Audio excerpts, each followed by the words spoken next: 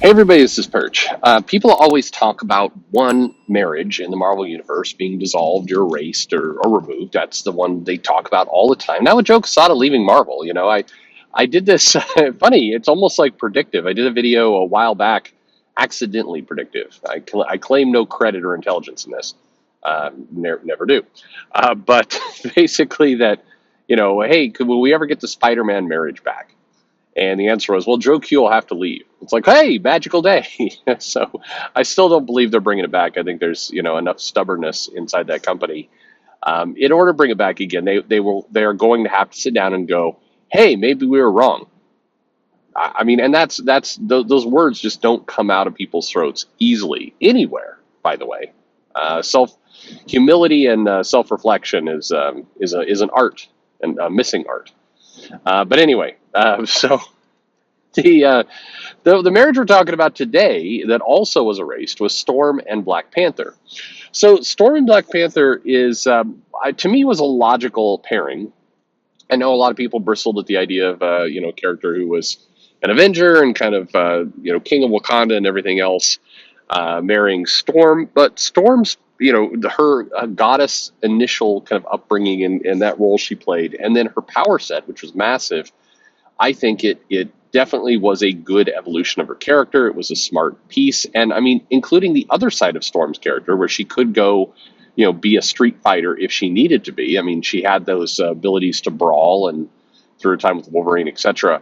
And the Morlocks and all of those pieces. It fit the Black Panther, who at times could also go undercover, be like a James Bond type character.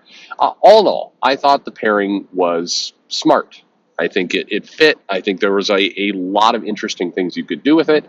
And I think over time, I could just go down a long list of reasons it was good. I think having a powerful couple in the Marvel universe that were married, I think it promoted, that you could have healthy relationships, healthy couples. I think the Marvel universe in general, you've got Reed and Sue, and yeah, pause intentional there. I mean, like, who are the other kind of marriages that you have in the Marvel universe that have survived and done well and actually have value? I mean, Marvel treats marriage and relationships like it's a weird drunk person alone in their apartment somewhere in New York who is massively dysfunctional and has lots of cats. That's how the relationships tend to work inside of the company. You have lots of it just oddball kind of relationships. I mean, that's one of the charming pieces of what the Spider Woman and was it Porcupine Man? Is that who is she dating? Anyway, there was like there every now and then you get a relationship and it seems so wild and I like a healthy relationship in Marvel. It just seems like bizarre. Even like Scott and Jean, they're like, no, we have to mess around with Emma and we have to have that relationship, but then let's go ahead and put them in a throuple with Wolverine. And every now and then Emma shows up there too. Like it's just it the Marvel universe seems to hate relationships. Reed and Sue are there, but it always feels like Marvel's got kind of one eye toward them of like someday we're going to f that relationship up real good. I just feel it's a at the leadership level. I think there's a very dysfunctional view toward healthy relationships. I guess one of the healthier relationships is Hulkling and Wiccan at this point. I mean, you got Reed and Sue and Hulkling and Wiccan. That's probably it. I don't know. I guess North Star and his husband is sort of there. I mean, they only trot that couple out when they want to make a statement about gay marriage, and then they promptly have the characters disappear again for a while. But in general, like there's just not much out there. So I think Black Panther and Storm, I think it was a good sign. You got lots of single characters. Why not some married ones? Why not some ones in a committed couple? Two powerful black characters together works for me. There's another marriage actually. Jessica Jones, Luke Cage.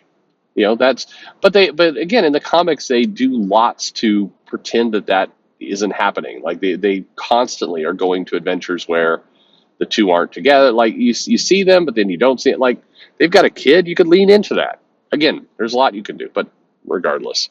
It's painful and sad that I'm struggling to count on one hand the healthy relationships in the Marvel universe, but be that as it may. Anyway, uh, Captain Marvel and Rhodey, Captain Marvel and Doctor Strange, Captain Marvel and Captain America, Captain Marvel and Spider Man at one point, right? I don't know. Anyway, um, I like that pairing. I thought Black Panther Storm was good. And then during AVX, they divorced. They basically annulled the marriage because of Namor's attack on Wakanda, which didn't make terribly a lot of sense.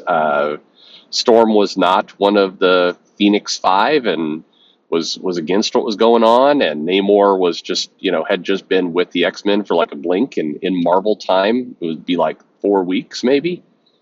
He'd been with the Avengers a lot longer than that, so seemed like that was kind of odd.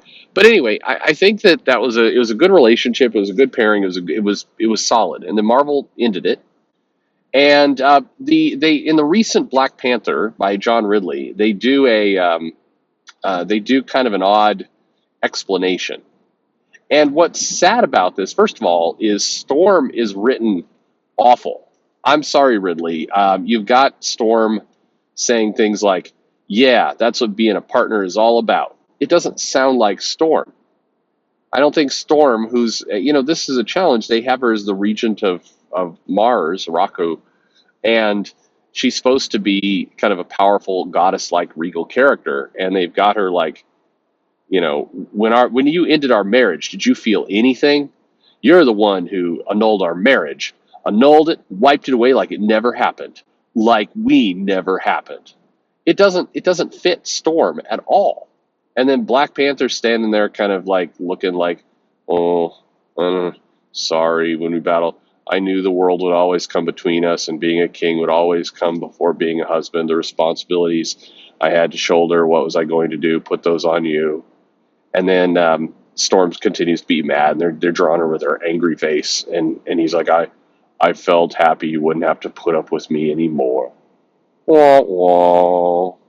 I should have done this in like the droopy dog voice. I don't think I can do that voice, but it's. I felt happy you wouldn't have to put up with me anymore. Good Lord, what like this marriage, when it did happen, it actually made national news. It was a big deal. Marvel got an extra comic out of it, as I recall, like a wedding issue, and there was a lot of really cool stuff that came out, and it was a chance to elevate both characters. I actually get kind of excited thinking about what a Black Panther Storm pairing comic could do with the power set combined and what they're after. I mean, you could get a James Bond type comic that had some really decent action, good stuff going on. I think that there's money there. Just you could make plenty of money. And for what it's worth, if your goal is to sell diversity, hey, two top tier black characters that are in a comic together doing big things for the Marvel universe. I mean, with the two of them as a pairing, then that starts to become one of the most powerful groupings of characters, the aligned of characters in the entire universe. You've got a king with the access, with all the tech access of Wakanda, interdimensional travel, space, all the rest, super abilities. You've got Storm, who can control the weather. It's pretty power. Like they're right there. Like you want to talk about featuring strong, non-white characters, right there. they're right in front of you. Anyway, this comic, this explanation, it's so sad in how it devolves the characters. Storm, no, you felt relieved. You wouldn't have to be in a relationship anymore. Relationships take work, and you were never up to the job. I mean, screw you. What like this guy? This guy in the last 5 years has had multiple insurgencies into his kingdom. He's been flung across space, turned into interdimensional alien slave. Had to rise up and lead an entire group to battle symbiotes and all kind. I mean, he's a leader of the Avengers. Yeah, it's a guy who doesn't like responsibility. Sure, sure, that checks out. Like, what possible value does it have to have Storm, who's talking in a way that absolutely doesn't sound like herself whatsoever, browbeat Black Panther over responsibility. What money do you make out of that? Or is the goal here to just like shit on the Black Panther over and over and over and over again until he's completely devalued as a character? Nobody comes off looking good. Storm, as a queen of a planet, is sounds petty and just churlish and just gross. I mean, she doesn't sound like she's talking truth to power because it makes no sense what she's saying. Meanwhile, Black Panther, who's the king of a nation, sounds completely emasculated and just nothing. And this is, by the way, this is not a video on like men need to be strong men people who are men. Like no, I'm not saying that. I'm just the characters don't sound like themselves. They don't act like themselves, and it's this pathetic kind of whiny end to what was a really good move on Marvel's point to elevate and escalate these two characters to make them more powerful. I mean, again, think about obviously the important passing of Chadwick Boseman, but think about bringing a Storm into the MCU at this point and doing movies with Black Panther. Like, there's just so much you could do. It's ridiculous how much you could do. And to have these lines, Black Panther finally, I annulled our marriage, not because I didn't love you, but because you had a different path to travel, and you could never travel it. Waited with me. Ugh. Screw you. Well, like all of you. It's amazing in a basically 5 panels how much character destruction you could do to not just one but 2 characters and the potential pairing and benefits you get from the relationship. Just amazing to me. Just amazing what's going on here. But there you have it. So we get an explanation, sort of, for what's going on with Black Panther Storm. But I know the One More Day and Spider-Man Mary Jane, relationship ending is painful and it's dumb, and I agree entirely with it. I think it's the toying around with that relationship and screwing with the fans all this time. God damn, that's a lot of potholes. That I'm with you. That's the one that's irksome.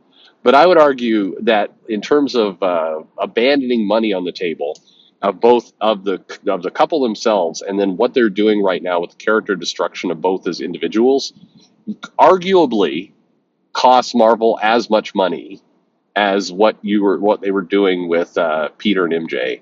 I think T'Challa and Storm just baffling. You don't hear it talked about as much, but I think equally stupid, equally baffling. So maybe I'm enhancing it a little bit too much. I don't know. I'm a fan of the Black Panther Storm relationship. I think it came at a good time.